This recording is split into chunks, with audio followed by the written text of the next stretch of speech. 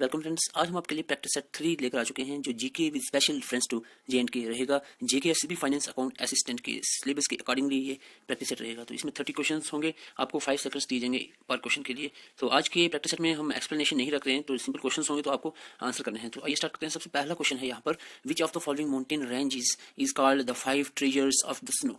तो कौन सी ऐसी माउंटेन रेंजेस हैं जिन्हें 5 ट्रेजर्स ऑफ द स्नो कहा जाता है। तो जल्दी से बताएं इसका आंसर क्या रहेगा।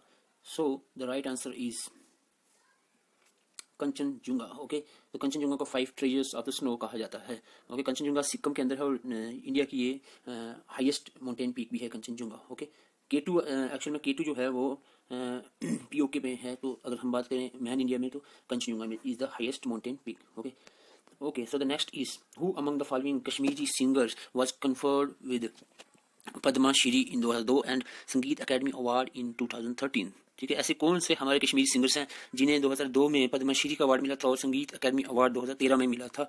जल्दी से बताएं। सो द आंसर इज, जल्दी आंसर करें, राज बेगम। राज बेगम को सिंगर, ये सिंगर है, इनको दो ये ऊपर से आपको अवार्ड बताए, पद्मश्री एंड संगीत अकेडमी अवार्ड मिले हैं। Okay, so the next is, who among the following personalities born in Fagwal village Jammu popularized the art of tabla playing all over the world। ऐसे कौन से जम्मू के रहने वाले शख्स हैं, पर्सनालिटी हैं, जिन्होंने जो पूरे इंडिया में मशहूर हैं, पूरी दुनिया में मशहूर हैं, किसके लिए, तबला प्लेइंग के लिए। तो आप जल्दी से बताएं। So the right answer is Ustad Alla Rakha Khan ji. Okay, so the next is, the Greek name of river Jhelum is, the Greek name of river Jhelum in Jammu and Kashmir is, Jammu Kashmir में झीलम का नाम जो ग्रीक नेम है वो क्या है, जल्दी से बताएं। तो that is the answer is Hydaspes. Okay, so the next question number 5, the longest electrified railway line is between, the longest electrified railway line है वो कहाँ पाई जाती है, जल्दी से बताएं। The answer is Calcutta and Delhi के बीच में पाई जाती है। longest electrified railway line Calcutta और दिल्ली के बीच में पाई। So the next question number 6 is, which of the following are young fold mountains, इनमें से कौन सी young fold mountains हैं। हिमालयाज young fold mountains हैं। Question number 7 is, Question number 7, the highest peak of the world, sorry, the highest peak of the Himalayas in India is in, highest peak Himalaya की India के अंदर जो है वो कहाँ पर है, कौन सी स्टेट में है। अभी थोड़ी देर पहले बताया आपको मैंने, जल्दी से बताएं। सिक्किम में, that is Kanchenjunga. which is the busiest international airport, India का सबसे बिजिएस्ट एयरपोर्ट कौन सा है, जल्दी से आंसर करें। इंडिया का सबसे बिजिएस्ट एयरपोर्ट है यहाँ पर Indira Gandhi international airport. Okay, the question number 9, which was the first super fast train in India, India की सबसे पहली सुपर फास्ट ट्रेन कौन सी है। द आंसर इज राजधानी express. Okay, so the next question number 10 is, which country shares the longest border with India, सबसे simple और बहुत important question है। तो वो कौन सी कंट्री जो लॉन्गेस्ट बॉर्डर शेयर कर रही है इंडिया के साथ, that is Bangladesh. Question number 11, which of the following newspaper was started by any Besant, इनसे कौन सा न्यूज़पेपर है जो एनी बिसेंट ने 1914 में स्टार्ट किया था, जल्दी से बताएं। The answer is New India. Okay, so the next is question number 12. Who was the founder of Rambagh Silk Factory in 1997?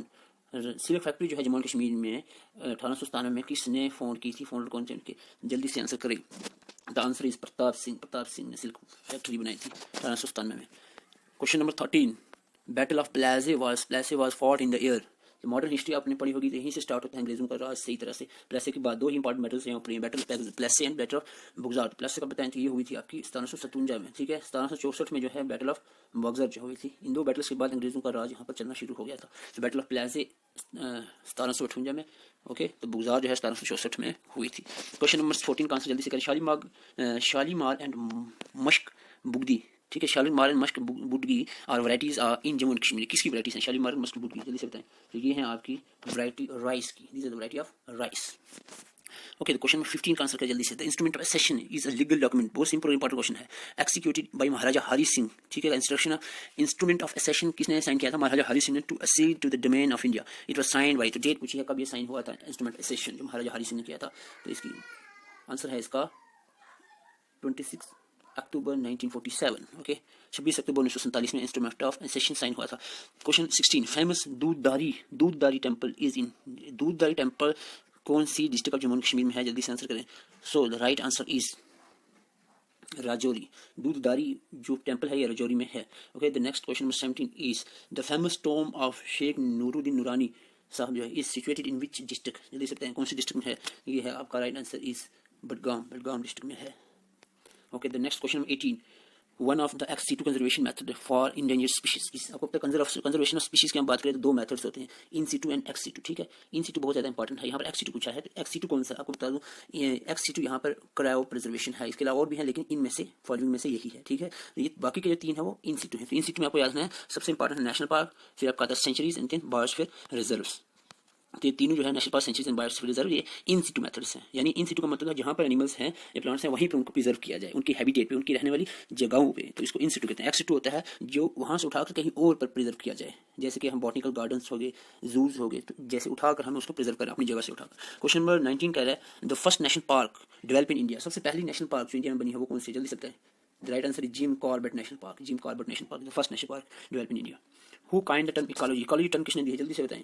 Father of ecology Ernst Hückel is the father of ecology. एक और चीज़ बता दूं, जो Tansley है, Tansley ने ecosystem की term दी थी। ठीक है, इकोसिस्टम ये बहुत इंपॉर्टेंट है, इकोसिस्टम 1935 में दी थी। और इकोलॉजी अर्नस्ट हैकेल इकोलॉजी के फादर हैं, और टर्म भी अर्नस्ट हैकेल ने दी थी इकोलॉजी की। क्वेश्चन नंबर 21 का आंसर करें जल्दी से। In an ecosystem the energy flow is.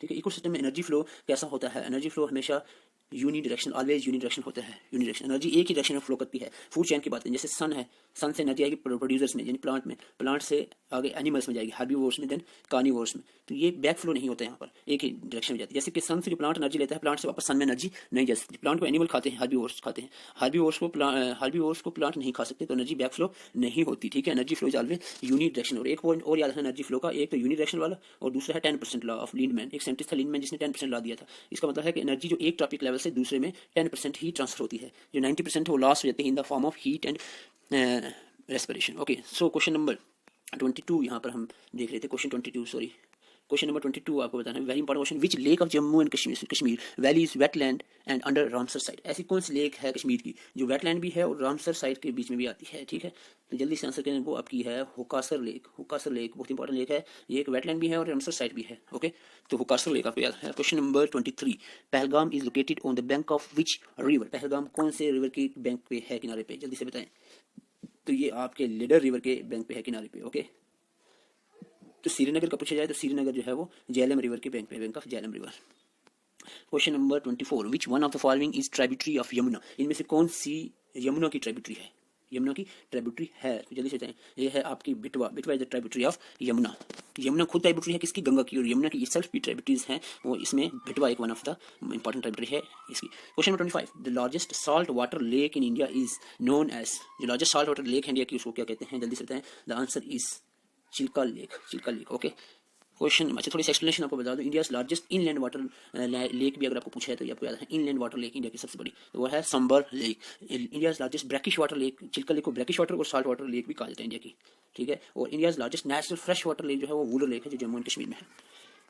Question number 26, national highway authority of India. ठीक है, ट्रांसपोर्ट का आपको सिलेबस में है, तो इसमें ये पूछा जा सकता है कि national highway authority of India जो है वाज ऑपरेशनलाइज्ड, कब ऑपरेशनलाइज्ड हुई थी। इसका आंसर जल्दी से आप करें, तो वो आंसर इज, ये आपको याद रखना है, 1995 में national highway authority of India operationalised हुई थी। Question number 27, which of the following is not ecological pyramid. तो इकोलॉजिकल पैरामिड कौन सा नहीं है इनमें से, तो आपको बता दूं, pyramid of species is not ecological pyramid. ठीक है, इकोलॉजिकल पैरामिड 3 ही होते हैं, that is pyramid of number, biomass and energy. ठीक है, एक और पॉइंट याद रखना, pyramid of energy is always upright, हमेशा अपराइट सीधा बनता है। पैरामिड होता क्या है एक्चुअली, पैरामिड होता है कि किसी भी इकोसिस्टम को या किसी भी फूड चेन को आप ग्राफिकली रिप्रेजेंट करें पैरामिड की शेप में। पैरामिड आपको किसको कहते हैं, सीढ़ियां होती हैं उसकी तरह, स्टेयर की तरह, इस तरह इसकी तरह। ठीक है, इस तरह से आप रिप्रेजेंट करें तो इसको पैरामिड कहते हैं। तो पैरामिड नंबर, बायोमास और एनर्जी का ही होता है किसी भी इकोसिस्टम में। सपोज पैरामिड ऑफ, अगर हम नंबर की बात करें तो एक किसी भी फूड इकोसिस्टम का, जैसे एक ग्रासलैंड इकोसिस्टम, एक जंगल का पैरामिड बनाए उसके एनिमल्स का, तो आपको क्या दिखेगा, अगर उसमें एनिमल्स देखेंगे, एनिमल्स के नंबर, तो सपोज उसमें 500 लेवल के हिसाब से, तो पहले कौन सा लेवल आता है, प्रोड्यूसर, फिर herbivores, then carnivores, then top का लेवल कार्निवोर्स। फूड चेन आपको पता होगा ना, पहले प्लांट, सपोज ग्रास को ग्रास होपर खाता है। ठीक है, ग्रास होपर को फ्रॉग खाता है, फ्रॉग को स्नेक को हॉक। तो ये फूड चेन होती है, इसको ग्राफिकली रिप्रेजेंट कर सकते हो, बायोमास उसका वेट के हिसाब से, उसके नंबर के हिसाब से, या उसकी जो एनर्जी ट्रांसफर उसके हिसाब से। तो ये पैरामिड का कंसेप्ट है, एल्टोनियन ने दिया था ये। The first women to become the chief minister of any state in India. India की सबसे पहली लड़की जो स्टेट चीफ मिनिस्टर बनी है, तो वो कौन सी है वुमेन, तो ये है आपकी सुचेता कृपलानी। ओके, सुचेता कृपलानी।